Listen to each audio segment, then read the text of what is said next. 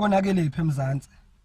impela sidinga ukubambisana ngoba lelizwe liyasiphunyuka besakhala ngoEskom manje upetrol lokhunyuka nerandi liyagcogcoma lehla liyenyuka impilo yomuntu omnyama imile amanzi nogesi kuphela okuhambayo thina siswele inyuka kanti konakele iphi eMzansi uma ithi umuntu omnyama kangabi namhlaba kusho ukuthi idinga ukushintsha leyo constitution ngempela konakele iphi eMzansi sesibabiza ngamabless abantu abathenga uthando nomzimba ngemali asayazi neprostitution ngempela konakele iphi eMzansi ngaphi corruption nasemsebenzini basifuna experience seqashwa ngoconnection thina besazi ukuthi imfundiso nasikhale singasebenzisa ukubulala inhlupheko washo njalo noChris engakafi kodwa namhlanje inhlupheko uma uyibulala ngemfundo ayisafi isifuna ukuthi udubule ngoconnection ugwaze nangemali lenesingenayo sizoyithathaphi kanti konakele iphi eMzansi ophuma evarsity useyafana nogcineka standard bani ngoba interview sekuwumbuzo othi wazibani ijazi lemfundo ephakeme selithi alifane nejazi lomkhonyana usulidingela ukuba safe kodwa emsebenzini seqashana ngokwazana kanti konakele iphi eMzansi odadewethu bayafunda bayagogoda kodwa mase befuna umsebenzi abasebenzelwa ijazi lemfundo lodwa kusebenza nejazi lomkhonyana awukodwa akusavuka kuyofeswa sekuyalalwa uma ufuna ukusebenza